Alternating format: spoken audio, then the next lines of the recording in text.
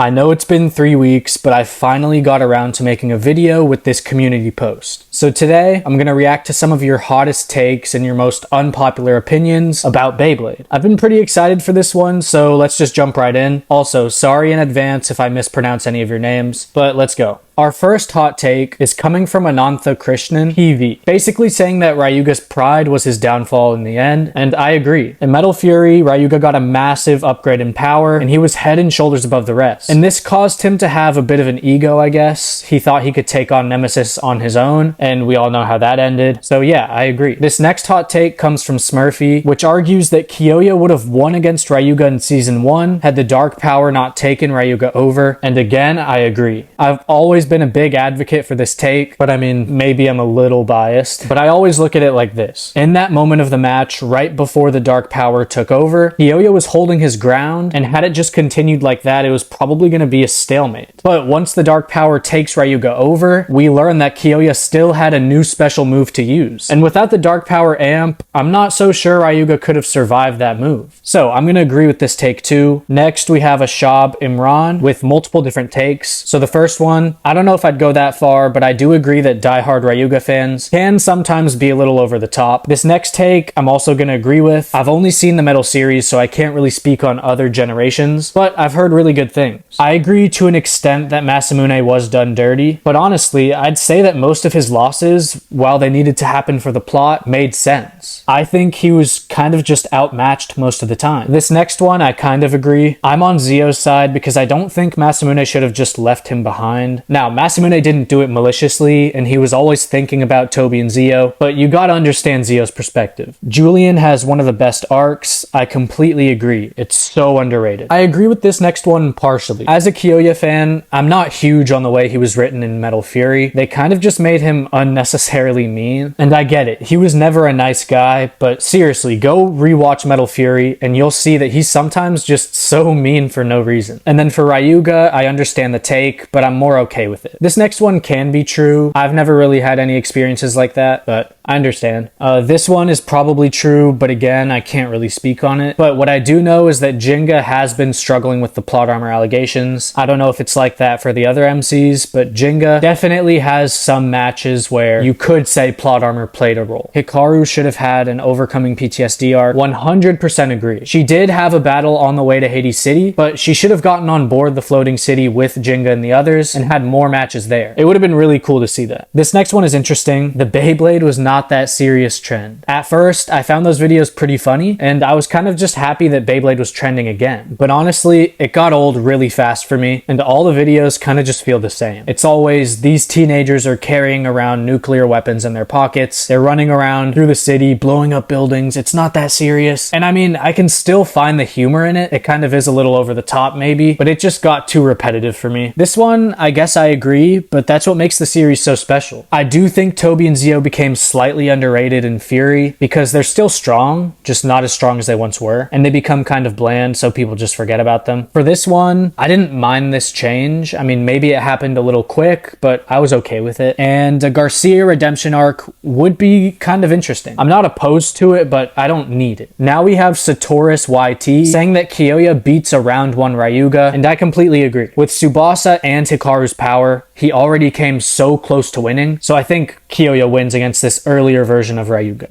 Aubrey Chase 7 says Zio is my favorite character. That's actually so valid. Season 2 Zio was an awesome character, from his design to his motivations, and even his battle style was really cool with the compass. He was okay in Season 3. I mean, he kind of just had to take a natural step back for the legendary bladers, but peak Zio was one of the coolest. Then we have Dan BZ2NH saying that Metal Fury was too short and it really affected Chris's character. And I'm gonna have to agree with this take as well. Seasons 1 and 2 were both 51 episodes, yet Season 3 was only 39. If we got 12 more episodes, we probably could have developed the new characters a bit more. So yeah, I agree. Durag D says peak Kenta before the upgrade was on par with the strongest Metal Masters characters. I'm kind of 50-50 on this one. I guess it depends on which bladers you compare him to, but the main reason people argue this is because peak Flame Sagittario cracked El Drago Destructor's face bolt, and Ryuga used his ultimate move on Kenta. And yes, this is very impressive. Kenta also had a very very good match with Cosmic Pegasus Jinga, so I guess I could see him fighting on the level of a Klaus or a Season 2 Masamune, but I don't know if I'd put him up against people like Deshayan, Damien, or even Tsubasa, because we saw Tsubasa beat Kenta pretty easily in Season 3. Maybe I need to go back and rewatch some scenes, but I remember Kenta's new power being a little shaky at times. I mean, even the move he used to crack El Drago, if I remember right, it almost didn't work. Takai4457 says that Nile and Kyoya would have taken down Gang Gang Galaxy with a buff.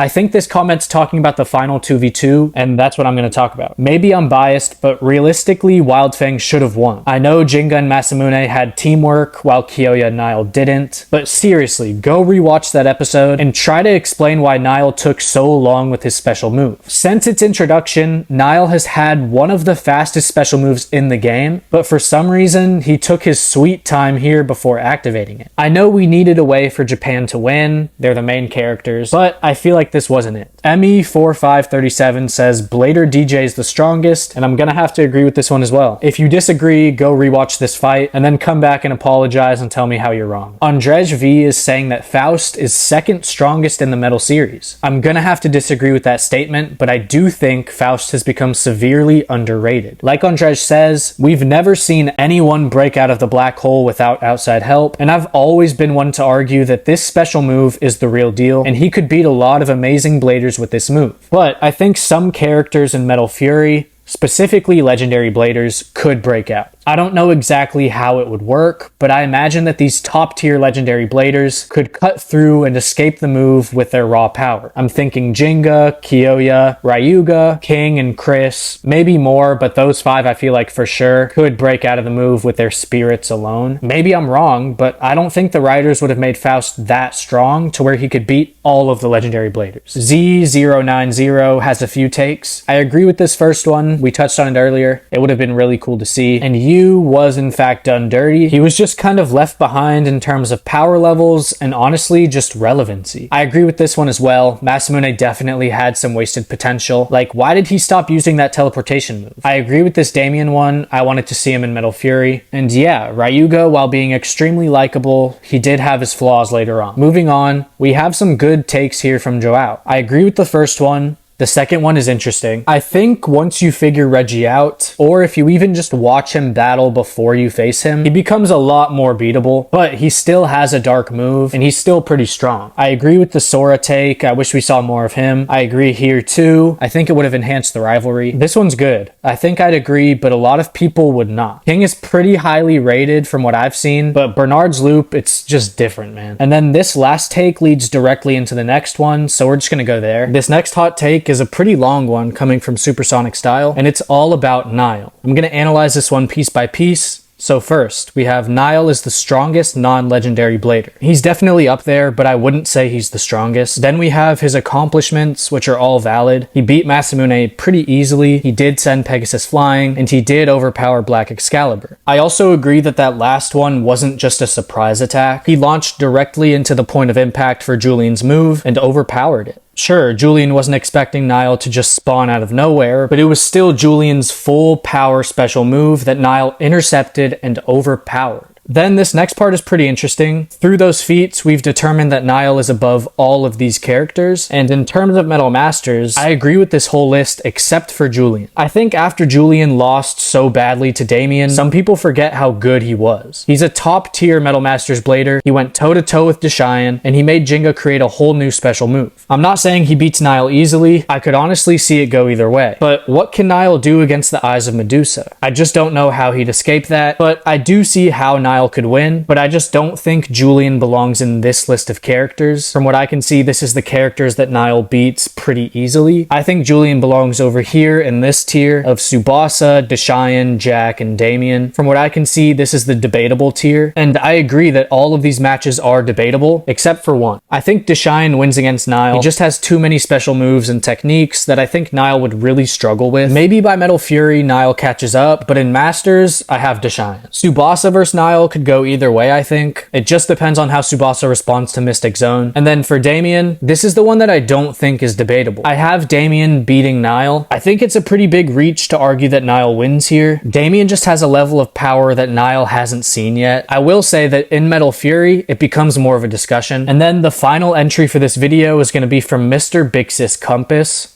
I like the name. The Julian and Ziggurat takes are very interesting. I don't think Julian could have actually beat Damien, but I see where you're coming from. With a different mindset, it probably could have been more competitive and not the embarrassing match that it was. I'm also okay with the Solar System Legendary Blader concept because that kind of connects it to all the ancient history surrounding Nemesis. I know it kind of sucks that like Tsubasa and Deshayan weren't Legendary Bladers while the rest of these brand new characters were, but it made sense. I agree with this one. Too many side characters were just swept aside. Metal Fusion introduced us to some really cool and unique characters, and looking back, they were pretty weak, but had they stuck around, they probably would have gotten a lot stronger and stayed relative to the main characters. And then for Metal Masters, a lot of the international Bladers took a backseat to the legendary Bladers. I see where you're coming from with this last one. We didn't get to spend a whole lot of time building the character of Dynamis, but I thought he was pretty cool. A character like this who could basically exposition dump was sort of necessary with all the new lore that dropped in this season, and the Zeus avatar has to be like top 5 coolest avatars. But yeah, that's gonna wrap it up. Thank you so much for sharing your hot takes. It's always fun to read them. Maybe I'll end up doing a part 2 somewhere down the line, but comment below what you want to see next. Thank you so much for watching, and I'll see you in the next video.